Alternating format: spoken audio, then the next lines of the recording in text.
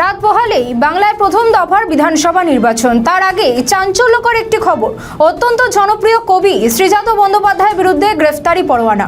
বুধবার সকালে হঠাৎই এই খবর ছড়িয়ে পড়ে যে কবির বিরুদ্ধে গ্রেফতারি পরোয়ানা জারি হয়েছে। নির্বাচন কমিশনের তরফে এই খবরকে ভুয়ো বলে উড়িয়ে দেওয়া হলো। শ্রীজাতর পাল্টা দাবিতে বিতর্ক আরও বাড়ে। খবরটি নাকি 100% সত্যি, এমনটাই দাবি করেছে শ্রীজাত। ঠিক কি ঘটেছে? ফিরে যেতে হবে 2019 সালে।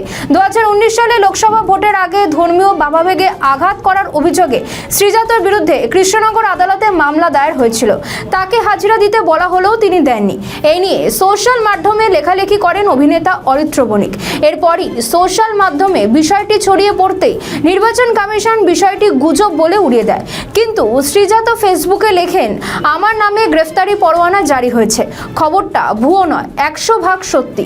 আপাতত এইটুকুই, বাকি কথা পরে হবে। কবির এই বয়ানের পর ফের প্রশ্ন উঠছে, যদি কমিশন খবরটি অস্বীকার করে থাকে তবে শ্রীজাত কেন এটিকে সত্যি বলছেন?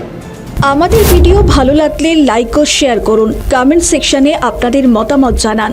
আরও ভিডিও পেতে আমাদের চ্যানেলটিকে সাবস্ক্রাইব করুন এবং প্রতি মুহূর্তে খবরের আপডেট পেতে প্রেস করুন বেল আইকন।